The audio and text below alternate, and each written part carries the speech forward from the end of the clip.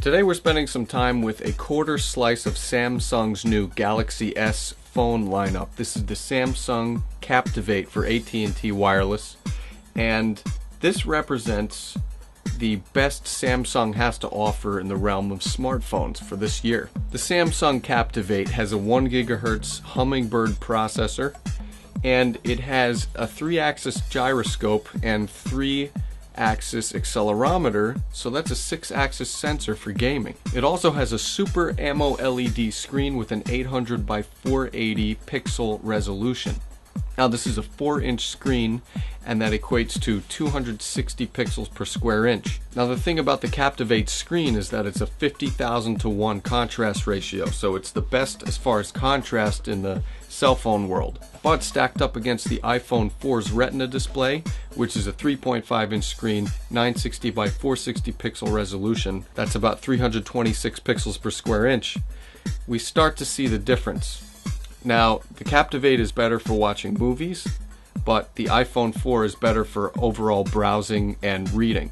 We can discern individual pixels if we look very closely at the Captivate, but with the iPhone 4's Retina display, we can't even see 1 pixel. In terms of construction, this is a sleek, sexy phone. We love the faux carbon fiber back panel here, and the gunmetal gray trim with this bottom panel that slides down and opens up the back to reveal the 32 gigabyte capacity micro SD card slot, SIM card, and battery. The Captivate has a USB port that's hidden by a swanky enclosure, a 3.5mm headphone jack, volume control, on-off lock button, and it has a 5 megapixel camera located in the back. Now for browsing and navigation, the Samsung Captivate utilizes TouchWiz 3.0 atop Android 2.1.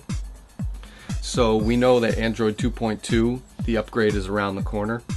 Our browsing experience was good, but we know that the upgrade is going to make a pretty significant difference. Samsung includes Social Hub, which allows you to combine your Facebook and your MySpace, your Twitter, and Google contacts all into one giant biblical contact list. And that can get pretty daunting after a while. So what they've done is included a widget called Buddies Now, and it allows you to put all of your favorite contacts into one little Rolodex, and it keeps you updated on what they're doing and allows you to call and message them right from the widget itself. For contacts, if you want to call somebody, all you have to do is scroll to the right, and if you want to text message someone, all you have to do is scroll to the left. And that's great for shortcutting. We get 7 home screens, and in order to add content to any of the home screens, all you have to do is press and hold, and it gives you an option to add widgets, shortcuts, folders, wallpapers. And we can also go into the actual applications and touch an application, and it'll bring you right to the home screen and allow you to drop it right onto the home screen. For email, we get POP3, IMAP, and Exchange, so that's great. And the Captivate's internet browser is easy, straightforward, and quick. We can pinch to zoom. It's no Safari, but it's better than a lot of the browsers we've seen on other phones. Speaking of pinch to zoom, that's something we don't get outside of internet browsing on the Captivate, which is kind of a bummer. But we do get voice search, Google Voice Search, InfoSync World,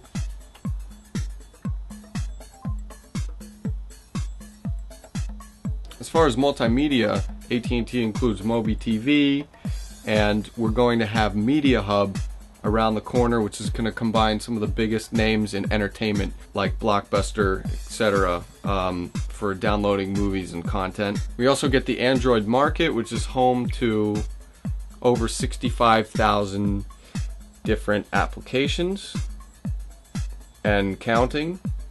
And YouTube quality looked great, because we had high quality YouTube capability. Now let's talk voice quality. The voice quality on this phone was superb. We tested it calling an iPhone 4, went out on the street with a bunch of background cars driving by and Harleys trying to sound cool, and we couldn't hear any of the background noise. Now the Samsung Captivate has a 5 megapixel camera, but it does not have a camera in the front, and it has no flash. So those are two strikes against it, while the iPhone 4 has both of those characteristics.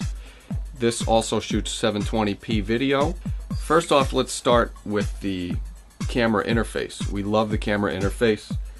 We have a bunch of scene modes, and we can put effects.